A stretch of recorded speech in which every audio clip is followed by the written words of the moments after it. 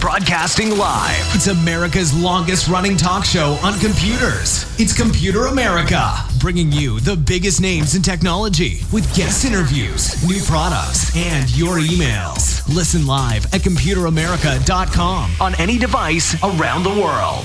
Email the show at live@computeramerica.com or find us on social media. Be sure to check out our website for contests, giveaways, show notes, live video stream, podcasts, and more. You're listening to Computer America.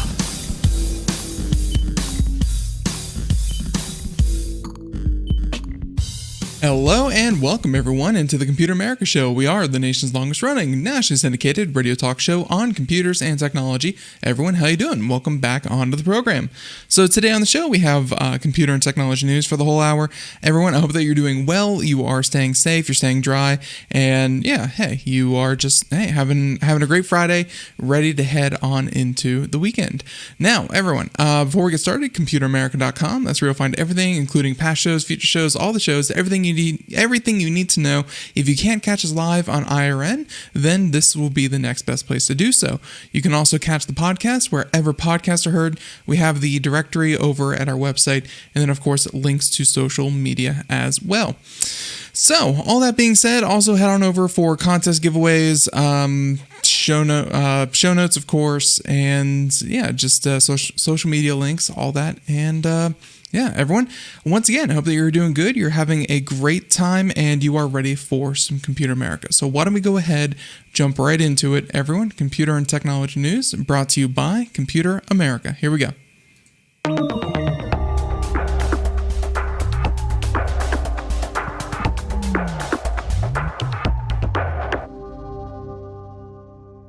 So I think let's go ahead and start with a couple of these. How about...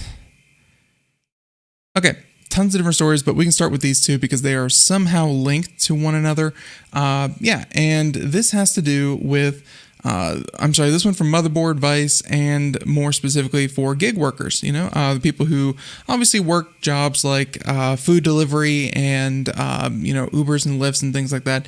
We have two stories about how sometimes the algorithm may, there are extraordinary circumstances, and let's face it, your life is not worth the risk. And with that being said, I think that everyone knows that, but the algorithm sadly doesn't take current events into its calculations.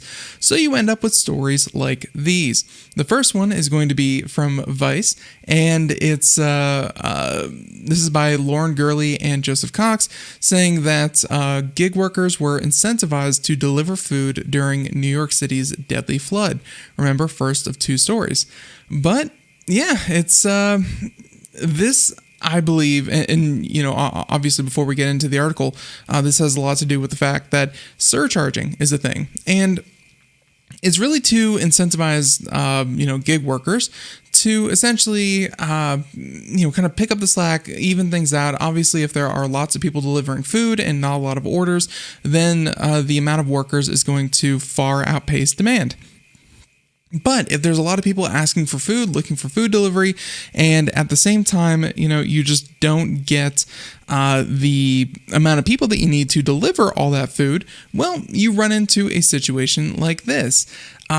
During a massive flood and a tropical depression in New York City, pretty unprecedented, you run into this situation where obviously no one wants to go out and work, and people may have standing orders, especially if they are sheltering in place, and think, hey, now's a great time for pizza.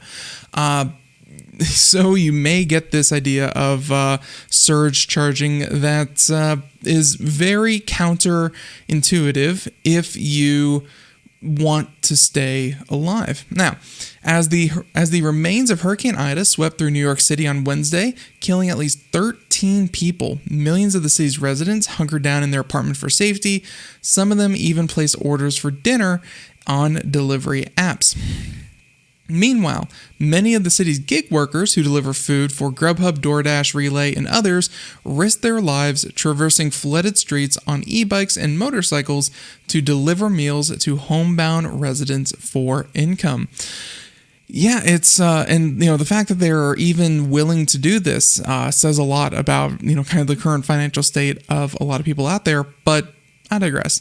They say that the relay worker asked to remain anonymous because he feared retaliation from the company that he has worked at for 5 years, saying that I deliver food on my moped, and he said that it was very, very hard, tons of traffic. There was a moment where I couldn't see anything. On my last order, my moped would not turn on. I had to try many times. So they said that Motherboard reached out to Grubhub, Uber Eats, DoorDash, and Relay for comment. Grubhub suspended service in certain parts of New York City based on local conditions. You can imagine that the remnants of a hurricane might have led most people to suspend service in those areas, but not so much the case. They said that DoorDash said it suspended service in Manhattan. Uber Eats and Relay did not respond to a request for comment. In New York City, delivery couriers who survive on meager wages are often incentivized to work during rain and snowstorms because gig companies often offer the lucrative bonuses and incentives during those times. Because obviously, if people aren't going out, they're going to order in. If they're going to order in, then there's going to be more people. And so obviously, you get this situation where some of the most lucrative times are during some of the most hazardous or dangerous times. So they say that when it rains, workers make the most money. Summer in particular is slow. People leave the city and go out. When it rains, workers stay as much as they can outside. It's their opportunity to make money, and companies are in desperate need. But it causes consequences for those workers. There you go. Makes a lot of sense. So they mentioned that on Twitter, and you can see that here. We'll go ahead and mute this. They have a person who was riding a bicycle and delivering food for Grubhub is in like hip high water in New York City. And if you don't know anything about situations like these, let's just say that traveling through this kind of water, and by the way, it's now up to like his waist. It's not even. It's really high up there. Not only is it dangerous, it's also disgusting because clearly a lot of the sewers back up, and then even beyond that, it's kind of very, very dangerous because if any of those electrical lines fall for any reason, you get that situation where you can actually die from an unforeseen thing in the water. And of course, the water is murky and you can step into holes and debris and lots of things like sharks.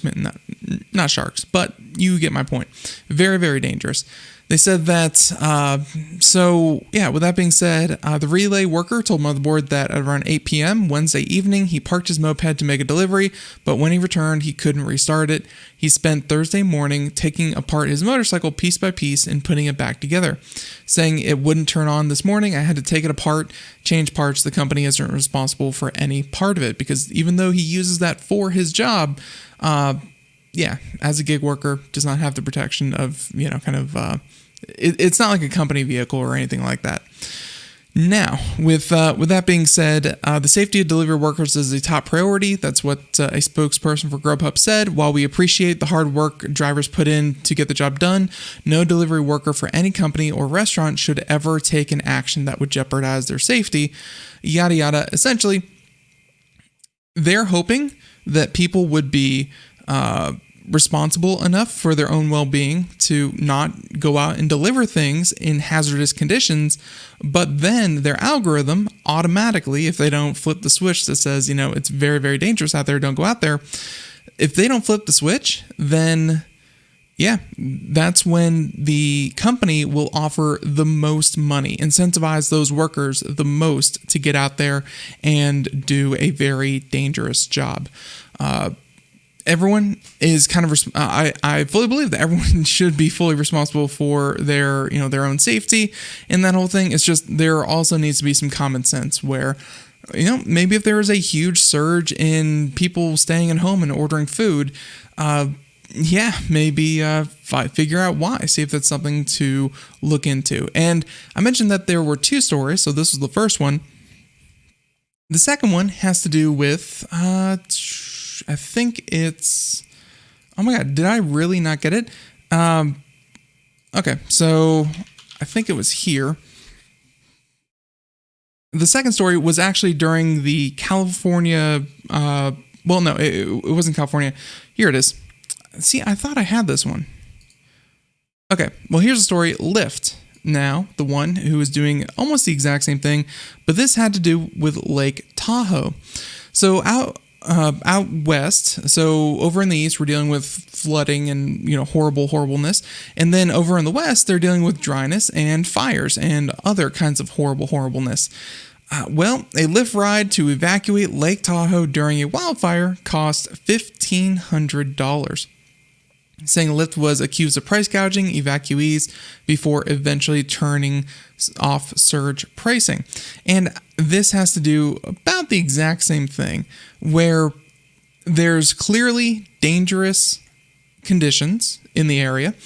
Less people are going to go for a casual, Tuesday evening Lyft ride. No, clearly people who are trying to find a ride are, trying to figure out every way that they can. If they don't have a vehicle, then you're going to turn on your phone. But the amount of people who are going to actually be working in that area, it kind of makes me think that whenever the world ends and there's, volcanoes popping up out of the ground, earthquakes, there's some kind of, mega Goliath, King Kong kind of deal, attacking everyone. Like between the hurling meteors that are going to be raining down on Earth, there's going to be someone out there with an app trying to, deliver groceries. Like, I don't know what it is. Like, man, people are really hurting out there if they feel like this is their best chance to make money. Now, as South Lake Tahoe residents evacuate the area to avoid the Caldor fire, which has already consumed hundreds of thousands of acres, Lyft might have been engaging in price gouging. But again, I don't think it's strictly price gouging. I think it's no sane human was operating a Lyft, and there were unfortunate people who were begging for lifts. So you had the situation where the demand way outstripped the supply, and no safety features or anything like that were kicked on. So according to SF Gate, Lyft was charging $1,300 to $1,500 for an XL trip from Heavenly Valley Lodge, a holiday resort, to the Reno Tahoe International Airport. SF Gate reported that the trip typically costs about $200. Another screenshot was shared online with similar results, where a ride hail cost $900 and the XL was over $1,500. After screenshots of the eye-popping prices circulated on social media, Lyft reduced the price to $230, slightly above the typical range, essentially price fixing it right there at that point. I'm sure that this had to be done after the fact. They had to come in and they have to, kind of nail it there. A quote directly from Lyft saying that when ride requests outpace the number of drivers on the road, primetime pricing is automatically enabled. When we realized how the evacuation order was affecting Lyft prices, we immediately implemented a cap and ultimately suspended primetime pricing. We are currently in the process of reviewing and adjusting fares for certain riders who were impacted in the region. Essentially, hopefully they refund anyone who actually paid the $1,500, because that is just ridiculous. Now, Uber has Uber, which reportedly did not have drivers available in the area at the time, told them in a statement that it capped surge pricing sometime after learning of the disaster, saying that a cap was put in place in areas surrounding the Caldor fire on Monday, and a second cap was enacted in the areas surrounding the Tamarack fire on Tuesday. The blog post provides additional information, yada yada. So there you go. So while App-based ride-hailing companies like Uber and Lyft have hiked fares while decoupling the increases from driver pay. During the pandemic, they've also had a history of surge pricing during disasters, and I'm so shocked because this is not the first time, as the article itself points out, multiple situations where there's snowstorms, hostage crisis, power outages, all that and more. And you'd think by now, instead of having to wait and react and then go back and cap it, they wouldn't have there's a 500% difference between the number of available drivers and number of people asking for rides as opposed to normal. Maybe something weird is happening here. Let's at least cap the prices and then find out. But nope, profits before people. And yeah, they want to be very reactionary towards this, but at the same time, they are so slow to actually do something like that. So there you go. 2 stories. Hurricane in New York, Lake Tahoe fire. Horrible to see, but yeah, they came around eventually. And sometimes you just need that public eye to focus on them. Now, speaking of focusing the public eye, let's go ahead and talk about JD.com. No, I'm sorry, not JD.com, although we will come back to that. JD.com, but no, actually, we're going to do misinformation on Facebook. And this one, like the headline also makes perfect sense to me. If I were to publish a story for Computer America that says something like, 1 out of every 4 people forget their password. You kind of look at the title, you go, yeah, I kind of figured. If I were to click or if I wanted to make something that would make people click, I might, if I want to go down this dirty road, I might say something like, this computer blows up and destroys, a 32 apartment building or whatever, and just make up some kind of completely bogus story that will obviously get clicks. Clearly, the truth in a lot of cases is not going to be as sensationalized and exciting as a well-tailored lie. And that is no more obvious than when you look at Facebook. So this article, Misinformation on Facebook, got 6 times more clicks than factual news during the 2020 election. There you go. So a new study of user behavior on Facebook around the 2020 election is bolstering critics' long-standing arguments that the company's algorithm fueled the spread of misinformation over more trustworthy sources. And that is something that, we've kind of said on the show before, where no duh, I guess is the best way to put it. Facebook wants you to engage. They want you to click. They want you to look at things. They want you to share. They want you to like things. They want you to interact with their post in some way, because engagement is really the number one way that they can actually kind of push advertising. And advertising is how they make money. So if they fill your story with a bunch of factual, boring stuff, then yeah, you probably won't click, you won't scroll that far, you'll say, I'm bored, you'll go off and find something better to do. By the way, there's a lot of better things to do than Facebook, but I digress. Now, with that being said, what gets clicks? And is it going to be the story about, just humdrum political talking point? Or is it going to be a political candidate actually keeps 32 vampires in their basement and feeds small children to the vampires on a regular basis? Here's the pictures, here's the proof. Which one is going to get the clicks? Which one is going to get the attention? And of course, Facebook they're really good at optimizing for, they're really good at optimizing for that interest. So when Facebook's own algorithm, they say that, oh, look, this post got this many people to click, this many people liked it, this many people shared it. This is something that is share worthy. This is something that is noteworthy. And they go and spread it even further. So clearly, fake disinformation and misinformation was spread much faster than just factual by the numbers news. Now, they said that the study helps add to the growing body of evidence that despite a variety of mitigation efforts, misinformation has found a comfortable home and an engaged audience on Facebook. In response, Facebook said that the report measured the number of people who engage with content, but that is not a measure of the number of people who actually view it. And Facebook does not make the latter number, called impressions, publicly available to researchers. I would dare say that the number of people who engage with the content is probably a better metric or a more important metric than those that just simply viewed it.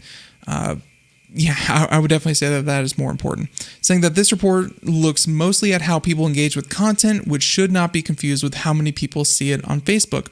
When you look at the content that gets the most reach across Facebook, it is not at all like what this study suggests. So once again, this is also Facebook kind of sitting there going, don't believe us, but... no, this is Facebook saying, believe us, we're not going to show you any numbers, but that's not, it's not how it looks. We promise. Now, he added that the company has 80 fact-checking partners covering over 60 languages that work to label and reduce the distribution of false information. Facebook, with its 1.78 billion daily users. That many daily users. Unless you've paid 10% of the world's population to actually sit down and read everything and fact check everything that is said and spread on Facebook, Facebook has to do this algorithm, using an algorithm, okay? And they have to automate this process. They have to just they have to find some way to automate this, and clearly automation is also really the main problem with this, is because it's causing them to, really have that issue with spreading that false information. Now, the researchers also found that the statistically significant misinformation boost is politically neutral. Yeah, there we go. Politically neutral. Misinformation trafficking pages on both the far left and the far right generated much more engagement from Facebook users than factual pages from any political slant. But publishers on the right have a much higher propensity to share misleading information than publishers in other political categories. The latter finding that it echoes the conclusion of researchers as well as Facebook's own internal findings ahead of the 2018 midterm, yada yada. So, skipping through this article a bit more, let's see. In response to the criticism is being less transparent, Facebook recently published a new transparency report that shows the most popular content on the platform every quarter, but the report is highly curated, and Facebook censored an earlier version of the report that said it would generate bad press. This led critics to arguing that the company was not being transparent. I remember that they had a early 2019, like Q1 2019. They had an early 2019 report that they actually delayed for a couple of months until the Q2 report was available, and they started to put that together, and they put them out at the same time. Of course, the Q2 one a little bit sooner, to hide the fact that during the first quarter of 2021, not 2019, 2021, during the first quarter of 2021, the spread of misinformation on COVID was running rampant on Facebook, and they tried to bury that with, with other numbers. Now, I think we're going to go ahead and wrap that up there, but yeah, there you go. Facebook just not really being too truthful with what's on their platform. I know, you're shocked. Calm down. Okay, so there's that story. Let's go ahead and move on to story number 3. There's a lot going on here. Okay, we can string these two together. And this has to do with China. Since I mentioned already JD.com and how they have removed Super Mario Maker 2, FIFA 21, and 84 other games in China. There you go. So they say that China's second largest e-commerce platform, JD.com, will stop selling up to 86 games following a crackdown on gaming that limits children to 3 hours per week. Popular titles being, of course, FIFA, Last of Us, Super Mario Maker 2. Earlier this week, China's National Press and Publication Administration The NPAA regulator issued an edict limiting games for kids under 18 to 3 hours of gaming per week. For those who did not catch that, yeah, that's 1 hour on Friday, 1 hour on Saturday, and 1 hour on Sunday. It's not even like, whenever you have some free time, go ahead, take that hour. No, that exact hour is like 7 to 8 or 8 to 9 p.m. Friday, Saturday, Sunday. That is it. If you want to play outside those 3 hours and you're under 18, no such luck. The new rule has a few gaping holes, notably that officials won't be able to monitor unlicensed games not officially in the system. It's difficult to see how officials would monitor offline gameplay as well. The short answer to that is to make a lot of those games require an internet connection, which video game publishers have been kind of pushing towards already. Now, they say that, however, it's still a big shift in JD.com's strategy. The company announced it would ban any game that violates China's constitution or national security laws. That also includes games that might promote vulgarity, pornography, gambling, and violence. Yes, violent video games, the true culprit of the moral degradation of our youth. I'm glad that China is finally getting to the bottom of this. Sarcasm should be noted. They said that it's hard to see how some of those rules, like FIFA 2020 or like FIFA 21, Super Mario Maker 2, violate those rules. I can imagine FIFA 21 because there is a pseudo gambling system. There is a system to buy booster packs and stuff like that for cards. So I can imagine how gambling could be, obviously, with things like loot boxes. Super Mario Maker 2, on the other hand, I have no idea how that one actually does that, but here we are. Now, previously, JD.com allowed sales of certain games that straddled or crossed those lines, banning them only when they stirred up controversy. Other firms have sold banned games using code titles, changing the name of Resident Evil 2 Remake to First Day on the Job at the Police Station Remake, for example. Sneaky. The new strategy may be due into stepped up government enforcement, with the regional officials arresting 54 parallel importers in April and confiscating about $12 million worth of smuggled consoles, according to the report. So clearly, China is not backing down from this. It's going to be a monumental shift. Limiting kids to that little amount of video game time. And then, of course, now comes the hard part, which is actually enforcing and policing it. Who the heck knows? This other article links to it very closely with Tech Tent, China's crackdown on young gamers. So this is from BBC Tech, and this is the strange one because there's, of course, this whole thing about live streaming.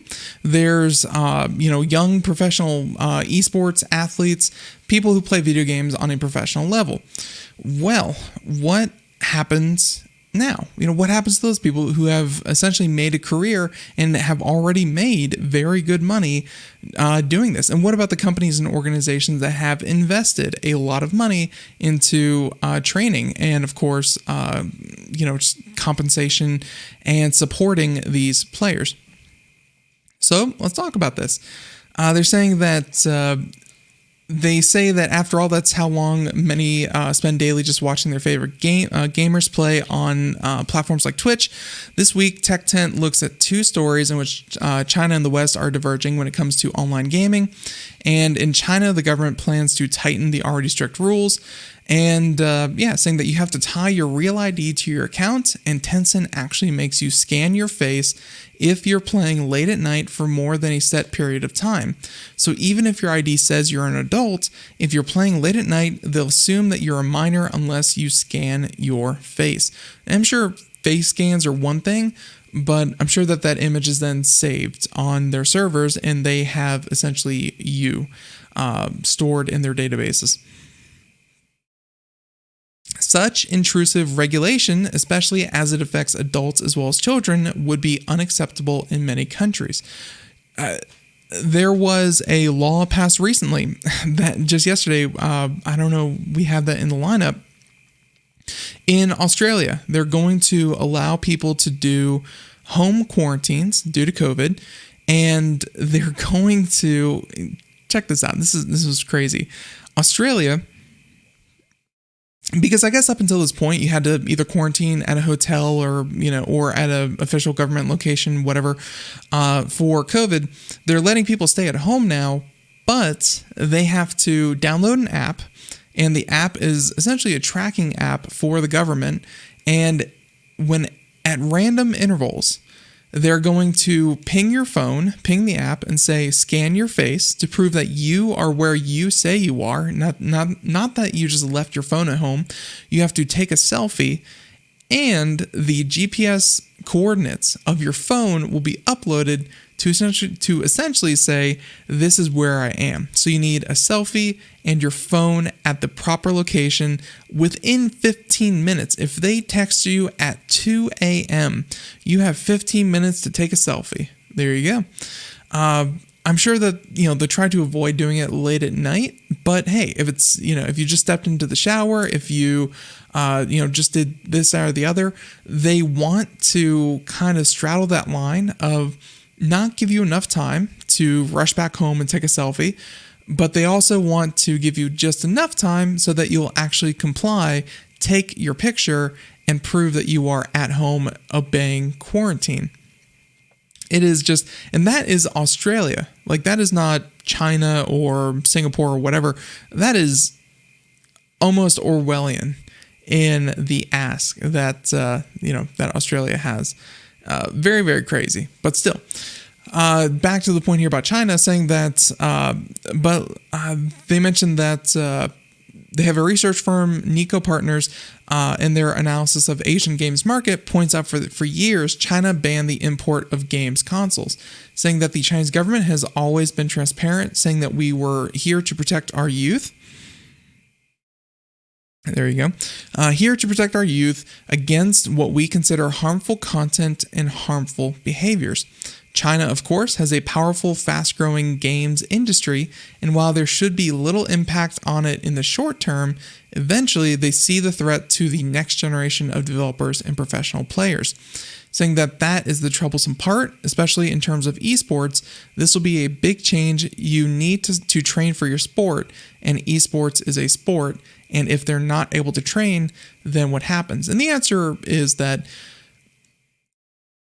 kids from China will not be competitive, even though a lot of the best, kind of video game players have been of a younger generation, 16, 17, 18. Not saying that people who are, maybe pushing 30, 30, mid 30s can't be professional gamers. It's just, that's when a lot of them kind of get picked up and scouted as new talent and start to develop, themselves as a professional player. That whole process will be delayed until they are 18 years old or above. And when they turn 18, they will be competing with people from South Korea, from parts of Europe, from America that have been playing for years ahead of them, and they have a lot of catch up to do. So some would say even the best training years are out of their reach now. The younger generation of esports athletes, or kind of what they would have been, is now kind of closed off to them. Now they say that meanwhile in the West, competition between game streaming platforms, this whole thing, this whole thing is not really what we're here to talk about. So I think with that being said, the article continues into this whole Twitch versus YouTube gaming thing, which, it's whatever. But I think that's about it. China is trying to protect its youth as they see it from horrible behavior and influences. It seems very weird here in the West, which is why I just can't really seem to shake all the stories that come out of it, because it seems so very, very strange that it's even happening. So there you go. Okay, that was story number 5. Story number 6. Let's go ahead and continue on here. This was the other big news of the day. And if you missed everything having to do with Apple and the unfortunate, Apple and their plan to scan phones for child abuse material.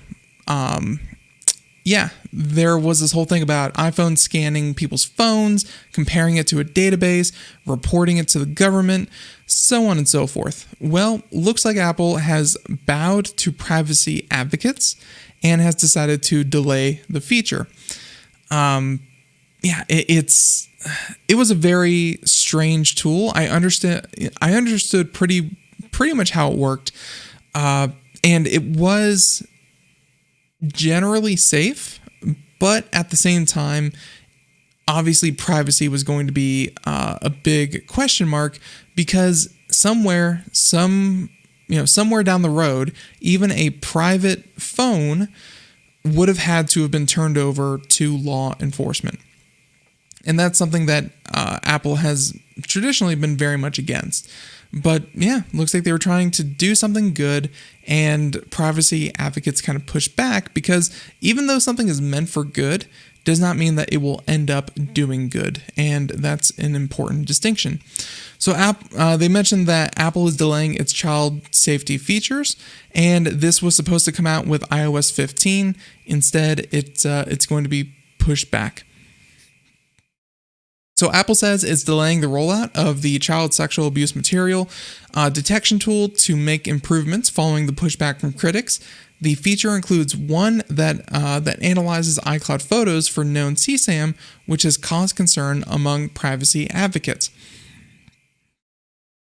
So here's the thing, and I've mentioned this before, privacy advocates can be against this all day long, but Apple has to get a handle on this. As soon as you upload it to the iCloud photos, as soon as you upload it to Apple's servers, it's not so much about, what is right, what is private, all that good stuff. It's more Apple is in charge of it because it is on their servers. It doesn't matter that you put it there. Apple is storing it for you. Therefore, Apple is the custodian of it. And if you happen to be storing that awful kind of material, then guess what? Well, Apple is the one who is aiding, whatever the criminal is for having that kind of material on their server, Apple would be the one who would get in trouble. And so this has to be tackled one way or another. They can delay the rollout of this, but I guarantee you this is not the end of this conversation by any means. Apple is probably just going to try addressing a couple of key concerns, but this will be back, and I'm sure before you know it. They say that, quote, last month we announced plans for features intended to help protect children from predators who use communication tools to recruit and exploit them. Based on feedback from customers, advocacy groups, researchers, and others, we have decided to take additional time over the coming months to collect input and make improvements before releasing these critically important child safety features. Great. I kind of wish that Apple had done this before announcing it to the world and trying to push it on to everyone. Makes me kind of curious. Is Apple really a workplace where they think they know better than everyone else? And I say that because I can think of a number of different situations where, of course, you can look at all the things that Apple does with connectivity, kind of limiting ports, striking different kinds of hard drives from their lineup. So many design decisions are made on behalf of the user. And then I also look at the whole situation with the Apple iPhone battery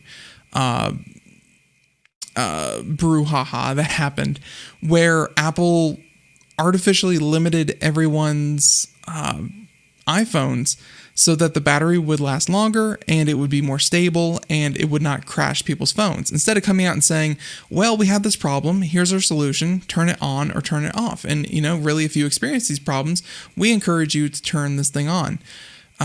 No, instead, they went behind everyone's back and decided to artificially limit them behind the scenes so that they would remain stable and all that good stuff.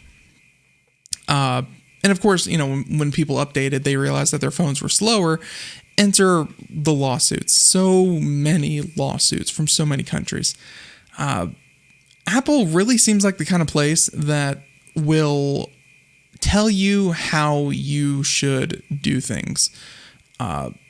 And yeah, this whole child sexual abuse material scanning system seems to be much the same. Instead of working with experts and asking for outside input and, kind of letting everyone know what they were kind of working on and featuring, because clearly, they did let everyone know before it was implemented, but instead of working with their community, they worked behind the scenes and tried to inject this, kind of not as surreptitiously, because they did make a big deal out of it, but they tried to rush this through as fast as they could. Apple planned to roll out the CSAM detection systems as part of an upcoming iOS 15 update, iPad OS 15 update, Watch OS 8, and Mac OS Monterey. The company is expected to release those in the coming weeks. Apple didn't go into detail about the improvements it might make. The plan features included one for messages, which would notify parents that their kid had seen these images.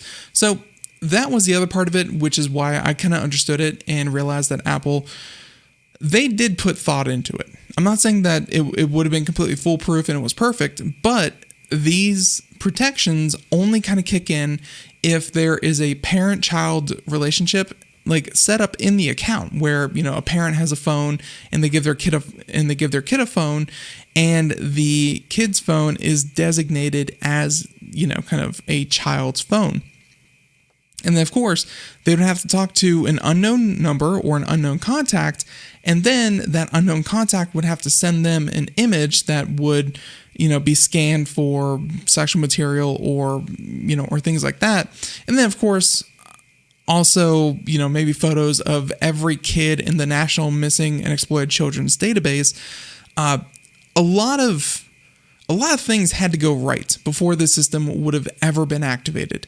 And by right, I mean wrong. Like a lot of triggers would have had to have triggered for this system to have done anything. But people are obviously still very wary about how it was presented, how it would actively scan anything in all the photos in an iPhone for these exploited kids. Siri and the built-in search functions on iOS and macOS will direct point users to appropriate resources when someone asks how to report CSAM or tries to carry out CSAM-related searches. There you go. They said that the iCloud Photos tool is perhaps the most controversial of the detection. It plans to use an on-device system to match photos against a database of known CSAM images, which is kind of a digital fingerprint for such images. So it's not that, somewhere in the depths of Apple, they have a giant trove of child pornography. No, they have a giant trove of encoded, encrypted, completely randomized tokens that can be, that have an algorithm that can generate new tokens based on new images. And if any of those tokens match any of the existing tokens, then it would kick you down the line and start to, get a little more oversight, report you to the proper authority, so on and so forth. But there's no actual images that are stored, and your images are never actually presented. Although, if the FBI get involved, then yeah, the images that would have been flagged might have to come back up, but still. Apple claimed the approach would provide privacy benefits over existing techniques, since Apple only learns about users' photos if they have a collection of known CSAM on their iCloud Photos account. However, privacy advocates have been up in arms about the planned move. Again, privacy advocates are going to be on the edge about this one, but as long as Apple or Amazon or Google or anyone else serves the public with storage space, all of them, including Apple, including just everyone and Microsoft as well, because they have OneDrive, all of them are going to have to start combating this problem, because wherever there is storage is where this kind of material is going to be stored. The more common the platform, the more likely it is to be, really to be used for that kind of thing. Now, some suggest that CSAM photo scanning could lead to law enforcement or government pushing Apple to look for other types of images to perhaps, for instance, clamp down on dissidents. And what they're saying there is that, let's say they get a scan of my face, they digitize and encrypt my face, and then anytime I take a selfie, anytime that someone else takes a picture of me and post it, not even post it, but keeps it on their phone in their camera roll, which it is automatically stored. If my face suddenly, kind of gets digitized once again, and they can compare it to those others, then lo and behold, I could be tracked across any iCloud Photos library, and even to some extent, people's phones. Now, they say that two Princeton University researchers who say they built a similar system called Detect Dangerous, they wrote that our system could be easily repurposed for surveillance and censorship. The design wasn't restricted to a specific category of content. A service could simply swap in any content matching database, and the person using the device would be none the wiser. So, yeah, and that is completely by design from Apple, I'm sure. The less people know about how it actually works, the less they're going to be able to reverse engineer this and figure out how to defeat it. Because if everyone sees exactly the parameters it takes to trigger the system, set the system in motion, and so on and so forth, you don't want people to know what sets it off. And when people don't know that, you could have it set off for anything, which again could be things for political reasons. There could be, a whole bunch of very negative ways that you could do this. And I mean, Apple is a multinational company. Even if this didn't happen here in America, what about in Argentina? What about in places in Europe? What about in China, where they decide that people, certain phrases or things in people's homes would not be allowed, and suddenly Apple is working on behalf of governments all around the world to censor and track down dissidents. Very true. They say that critics also called out Apple for apparently going against its long-held stance of upholding user privacy. And I would say that this is still pretty private as far as Apple goes. I can't see how one could really argue that this isn't protecting.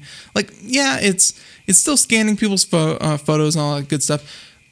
The reason why it's not too far from the legal battle with the FBI that they had over the 2016 San Bernardino shooters and the terrorists there, in this instance, was that Apple handed over all of the Apple iCloud data that the San Bernardino terrorists had uploaded to Apple servers. That was never in question. And much in the same way for this one, Apple will still hand over any information on, child sexual abuse material to law enforcement if it is hosted on Apple's photos, in its iCloud. So that hasn't really changed in 5 or 6 years.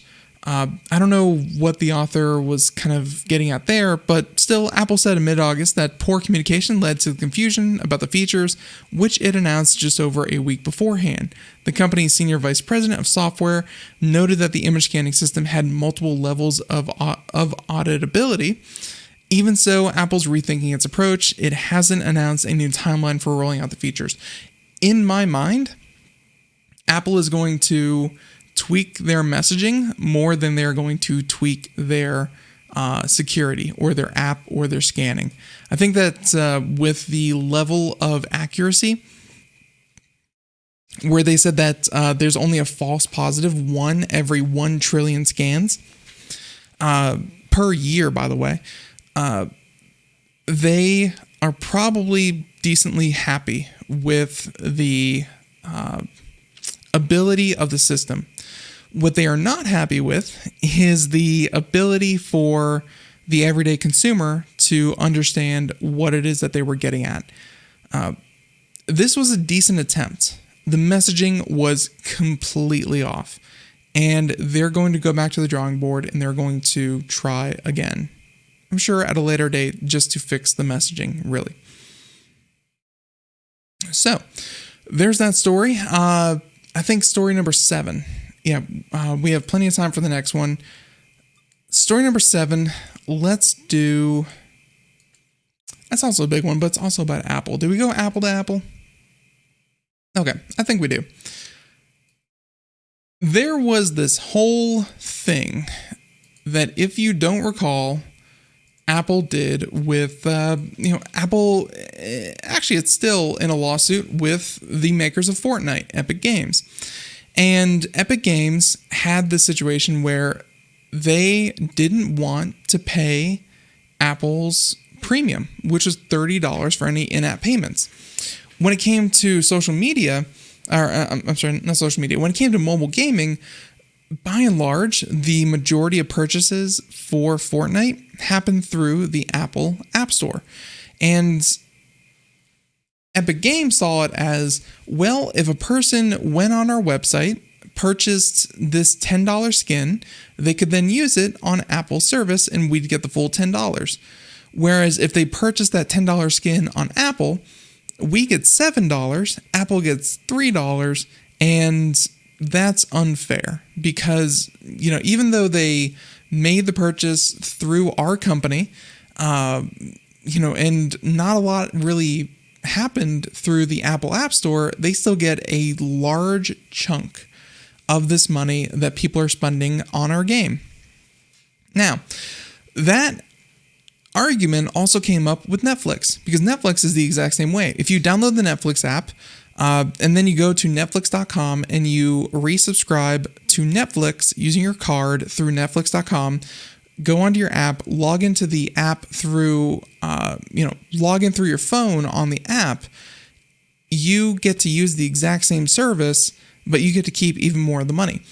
So companies were starting to be like, and of course that little workaround, just directing people to say, you can't buy on iOS, you can use the app on iOS, but you can't buy on iOS, go to our website, link our website, and you can subscribe to our service there. That workaround got Fortnite kicked off of iOS. That was also a pain point with Spotify and Netflix as well. Well, all that coming, still coming to light, and Apple has made a concession related to books, music, and video. And they said that they will be allowed in-app link to their websites, saying that Apple has made another concession with its restrictive App Store rules, saying that it will let several types of media apps link to their own websites where users can purchase subscriptions without Apple getting its usual commission. Apple was forced to make the change to settle an investigation by the Japanese Fair Trade Commission. So not even the US, FTC or anything like that. Nope, it is the Japanese Fair Trade Commission. The change will take effect in early 2022. Will take effect in early 2022, Apple said in an announcement yesterday, saying that the update will allow developers of Reader apps to include an in-app link to their website so users can set up or manage an account. And they mentioned that it will be open to all Reader apps on the store. And they also mentioned that they can purchase content or content subscriptions for digital magazines, newspapers, books, audio, music, and video. So there you go. And the JFTC issued a statement saying it planned to change would eliminate Apple's suspected violations of Japan's Anti-Monopoly Act. The regulator said it decided to close the investigation on this case after the JFTC confirms the measures have been taken. Essentially, If they agree to do this, then they are good to go. There's no more investigation from Japan. It just kills me how Europe, the EU, so that's, 13 different countries or 12 different countries, something like that. Japan, parts of China, even, surprisingly, all of them can get their act together faster than the US can when it comes to regulating US companies. I don't know what it is, but I don't know. Just it seems like US companies are untouchable when it comes to US anti-monopoly kind of legislation. Now, Epic has objections saying that the changes will make it easier for iPhone and iPad media apps such as Netflix and Spotify to direct users to alternate payment options. But games are notably absent from the list of apps, and that means that Epic Games and Fortnite, which already sued Apple over this, will still be restricted. Most of the Apple's App Store revenue has been generated by games, so Apple is obviously reluctant to help game developers sidestep the App Store commission. Now, Apple says that limits are needed for security, which isn't that always the case? Security. That's why we can't give you what you want. It's a security risk. Now, they also disputed Apple's statements that developers of Reader apps do not offer in-app digital goods and services for the purchase, saying that, quote, this bit isn't really true, now is it?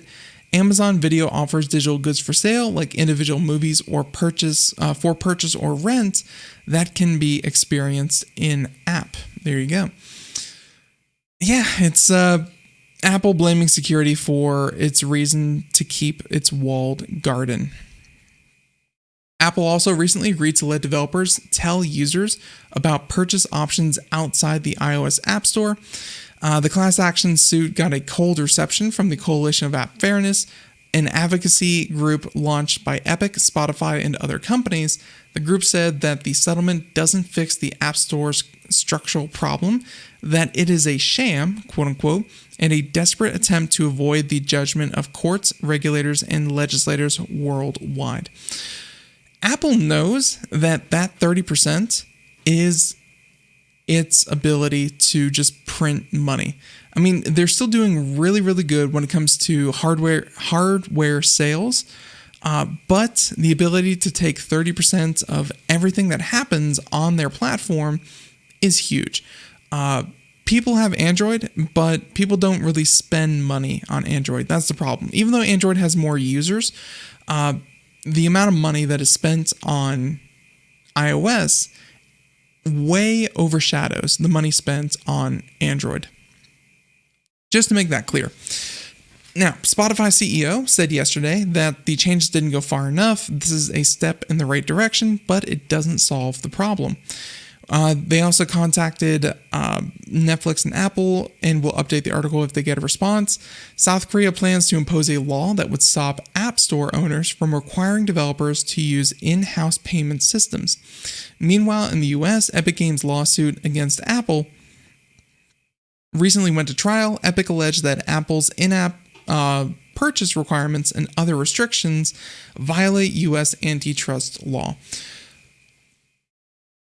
It's not really a place for me to kind of say, I hope that one side wins over the other. And also, it's $1 trillion company taking on a multi-billion-dollar company. There's not really a David and Goliath side. It's more like giant Goliath versus regular Goliath. When it comes to these kinds of class action lawsuits, it's almost like when Samsung sues Apple or Nokia sues, Apple or whatever, just everyone's suing Apple. But hopefully something good comes to the consumer of this, because think about this. A lot of these in-store app purchase kind of, not restrictions, but however they split up the money, if a company deems it, and most do, that share of the money that goes to Apple does not come out of their share. They're going to raise the App Store price. That's why so many App Store purchases went from 99 cents to $1.29. And it had to do with the fact that, that extra 30 cents went straight to Apple, and you still pay that amount. So everyone, music means that we are just about done. I want to thank you so much for tuning in. I hope you have a great weekend, and hey, you tune in next week for Computer America. Everyone, have a great weekend. Do something nice for yourself. Stay safe, stay dry, and looking forward to a whole nother week of Computer America. Until next time, have a great day. Thank you so much. 4 p.m. to 5 p.m.